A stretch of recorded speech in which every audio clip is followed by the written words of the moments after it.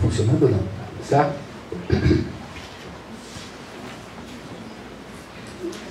Bem, boa tarde a todos. Vocês vão dizer se estou enganado, mas a morte do Antônio Cândido mexeu com as pessoas. Quem esteve no velório sentiu no ar uma comoção especial que ia além da tristeza pela perda de um homem querido e admirado. Apesar dos quase 99 anos, a morte dele foi algo como a gota d'água que faz entornar o copo, no caso, um copo de insatisfação política. Como me observou o André Singer, aqui presente, as pessoas estavam sentindo que era preciso fazer alguma coisa. A mesma pressão aparece nas palavras de uma amiga que acordou deprimida na manhã seguinte. O Brasil está esse horror, mas tinha o Antônio Cândido. Agora que não tem mais, como ficamos?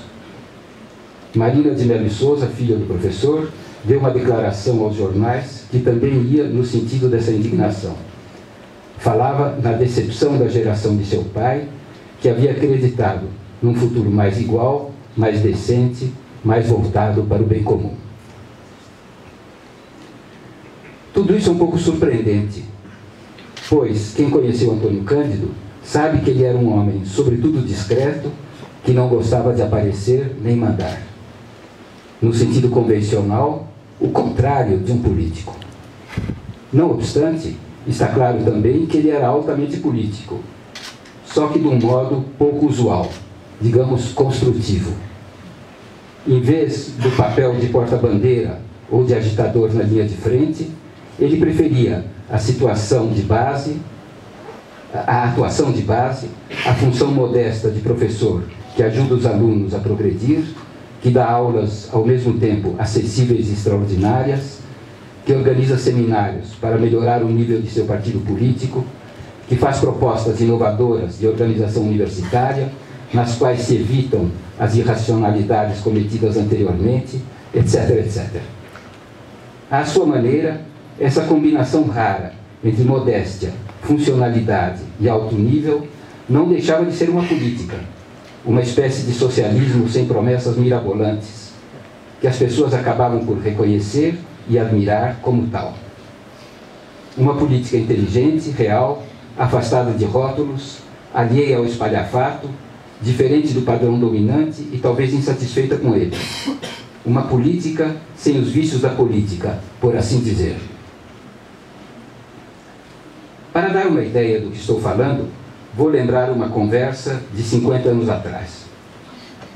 Meio ao acaso, Antônio Cândido explicava a Valnice Nogueira Galvão e a mim, que éramos seus assistentes, alguma coisa de seus planos para o departamento de teoria literária que estava começando. Dizia o professor a Valnice, que sabia bem o inglês, que ela poderia acompanhar de perto a crítica norte-americana e inglesa, enquanto eu, que sabia alemão, acompanharia a discussão alemã e ele ficaria com a parte italiana e francesa. Assim, o nosso departamento estaria a par dos desenvolvimentos da crítica em 4 países capitais, ou, em outras palavras, o departamento ficaria atualizado com o estado da arte no mundo. Acho essa história significativa a mais de um título.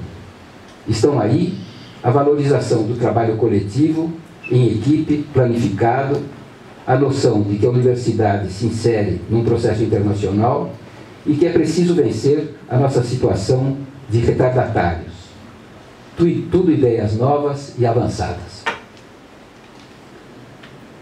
No imediato, estou falando dos anos 60 do século passado, quando a luta contra o subdesenvolvimento estava na ordem do dia, tratava-se de superar certo provincianismo dos departamentos de letras, onde os estudos literários se faziam em âmbito absurdamente limitado, sem abertura para o pensamento contemporâneo.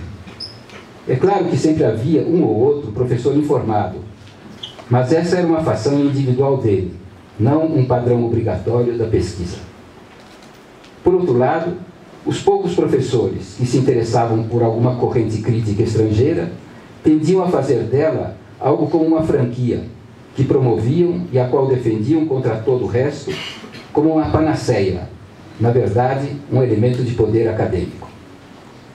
Assim, quase à maneira de representantes oficiais de uma marca, existiam os adeptos da nova crítica americana, da estilística espanhola, do formalismo russo, das várias modalidades de marxismo, do estruturalismo e do pós-estruturalismo franceses, etc. Pois bem, ao propor que o departamento estivesse em dia com o conjunto da crítica contemporânea, na sua diversidade, Antônio Cândido buscava fugir dessas diferentes formas de exclusivismo, em que reconhecia modos mais modernos de atraso cultural ou de deslumbramento colonizado. Vocês me objetarão que a ânsia de atualização em toda a linha e o decorrente ecletismo não deixam, por sua vez, de ser um aspecto da situação colonizada, de falta de assunto próprio. É verdade, mas a objeção não atinge o trabalho de Antônio Cândido, como já vou indicar. Pelo contrário, ela conduz a um dos traços originais e inovadores da atividade literária dele, como crítico e como professor.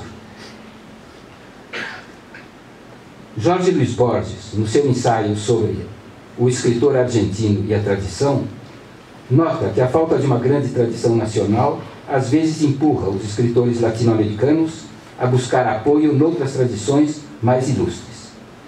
Mas nota também, contrariamente aos patrioteiros, que esses empréstimos podem não ser uma desgraça, pois as tradições estrangeiras, justamente por nos serem alheias, obrigam menos à reverência e deixam espaço para uma certa liberdade. Aspas. Creio que os argentinos, os sul-americanos em geral, estamos em uma situação análoga à de judeus e irlandeses. Podemos manejar todos os temas europeus, manejá-los sem superstições, com uma irreverência que pode ter, e já tem, consequências afortunadas. Aí ele pensava na obra dele, naturalmente.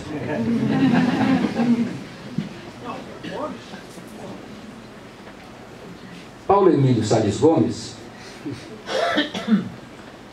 faz uma observação paralela, igualmente aguda, quando se refere à nossa, aspas, incapacidade criativa de imitar ou de copiar, fecha aspas.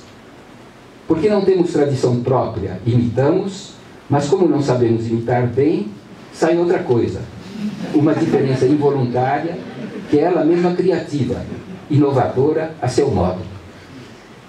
Essa transformação produtiva da insuficiência em distância, ironia e inovação, esboçada por Borges e Paulo Emílio, está no centro de vários momentos altos da nossa cultura e também do trabalho de crítico e professor de Antônio Cândido. Para um balanço magistral desses problemas, ver do próprio professor Literatura e Subdesenvolvimento, o ensaio para ler e reler. Nos anos 70, Antônio Cândido animava um seminário de pós-graduação em que se repassavam as teorias críticas modernas. Na época, eu estava fora do Brasil, de modo que me baseio no que me contaram a respeito as colegas Salete de Almeida Cara e Berta Waldman e também Jorge Schwartz. Os seminários discutiam, entre outros, textos do formalismo russo, dos estruturalistas, de Adorno, o Literatura e Revolução de Trotsky. Além de apresentá-los, Cândido estimulava os alunos à experimentação, a tentar trabalhos que adotassem essas perspectivas, de modo a aproveitar o que nelas fosse sugestivo. Entre parênteses, a abertura para a diversidade das teorias não deixava de ser também uma abertura para a diversidade dos alunos, que assim tinham a oportunidade de escolher e de manifestar as diferenças entre os seus temperamentos intelectuais. O pressuposto talvez fosse que toda abordagem mais ou menos consistente apanha algo de seu objeto e, por isso, não é de se jogar fora. Uma posição antidogmática, parecida com a de Riobaldo, em Grande Sertão Veredas, que dizia se aproveitar de todas as religiões desde que ajudassem a viver. Por outro lado, como as várias teorias e metodologias são incompatíveis, além de estarem em guerra aberta, frequentemente ridícula, a tolerância com todas, inevitavelmente, tem algo de ironia e ceticismo, contrário às pretensões absolutistas de cada uma delas em particular. Espero que vocês estejam reconhecendo aqui algo da irreverência especial que Borges julgava possível a nós sul-americanos. Para dar um exemplo, a propósito do marxismo, tão exigente em matéria de engajamento, Cândido dizia de si mesmo que em momentos de ditadura ele se considerava marxista a 90%, mas que em momentos de luta de classe menos acirrada, o seu marxismo descia a 50%. Ou ainda, comentando os rigorismos metodológicos em geral, ele gostava de dizer que método, ao menos em parte, é questão de bossa. Procurando um nome para essa sua política no campo controvertido das teorias literárias, um nome menos pejorativo ou mais simpático do que o termo ecletismo, que era má palavra, Antônio Cândido falava em crítica integradora, comandada pelas exigências do texto analisado, o que, aliás, é muito razoável.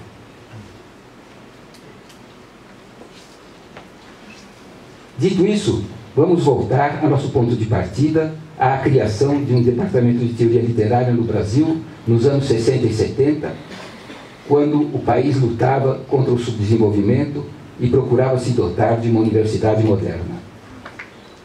A nossa situação não era a de Europa e Estados Unidos, onde a disputa entre as teorias literárias estava em curso e dizia respeito, sobretudo, à modernização do ensino das letras. Havíamos chegado tarde à discussão, de que desejávamos participar, mas cujos termos já estavam definidos, quando passamos a nos interessar por eles. O prato vinha feito.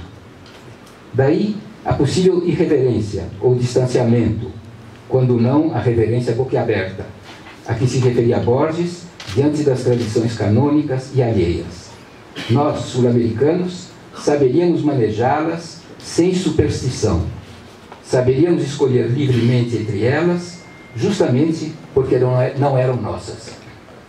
Essa liberdade de escolha e certo recuo estavam bem representados no programa de estudos de nosso departamento, o que, aliás, correspondia a uma reivindicação antiga do modernista Mário de Andrade, que afirmava, contra o conservadorismo local, o direito dos intelectuais à atualização estética.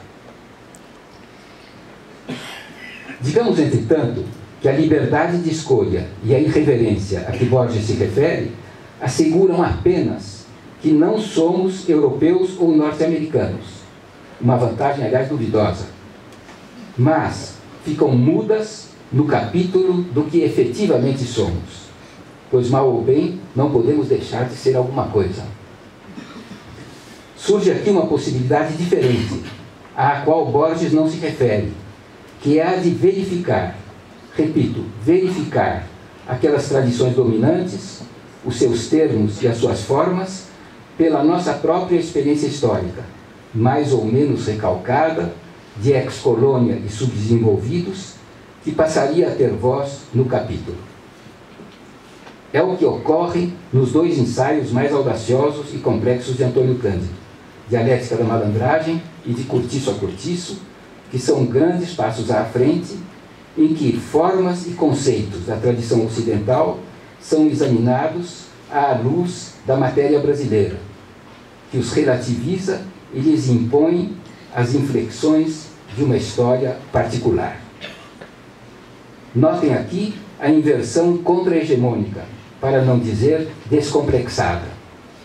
Agora, a tradição ocidental tanto mede a matéria brasileira, como é medida por ela por sua vez, o que é novo. Nesse movimento de vai-vem, a experiência brasileira se identifica e se universaliza em sua originalidade, que pode ser positiva, mas também negativa ou mesmo odiosa. Trata-se da intuição de dimensões profundas e efetivas do processo social que Antônio Cândido reconheceu nos romances de Manuel Antônio de Almeida e Aloysio Azevedo, a que deu desdobramento crítico. No outro plano, digamos que a busca modernista do caráter nacional de nossas letras encontrava um prolongamento ensaístico em chave analítica, moderna e explicitadora. Não vou exemplificar, porque isso nos levaria longe. Recapitulando, quando uma bela tarde Antônio Cândido dividiu, certamente com humor, o essencial da crítica do mundo entre nós três, Valnice, ele e eu, ele agia como um intelectual progressista que, dentro das condições mais modestas, numa salinha com 3 cadeiras, quer criar um departamento à altura do tempo, um departamento que escape ao atraso local e traga o presente do mundo ao país e à nossa universidade. No mesmo passo, ele ampliava o leque das escolhas disponíveis para os nossos estudantes, que deixavam de ser presa do provincianismo sem opção. Numa dimensão menos evidente, mas decisiva, materializada em umas poucas conferências e nos seus ensaios mais ambiciosos, ele dava um empurrão inicial a um processo de verificação crítica em que o Brasil, através de seu espelhamento literário na insuficiência das ideias e das formas dominantes, que era preciso conhecer, toma consciência da peculiaridade de sua figura e de seus problemas. Tudo isso pode soar abstrato e excessivo. Entretanto, se vocês forem ao campo da economia e da sociologia, vão encontrar um movimento análogo.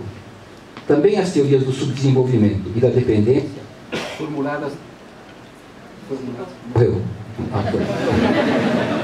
formuladas na época por Celso Furtado e Fernando Henrique Cardoso, intelectuais da mesma geração, dizem que as conceituações americanas e europeias sobre o desenvolvimento não dão conta do movimento real de nossa sociedade, a qual alcança a sua figura mais complexa e combativa na descoberta crítica dessas inadequações, que fazem parte de sua situação no mundo.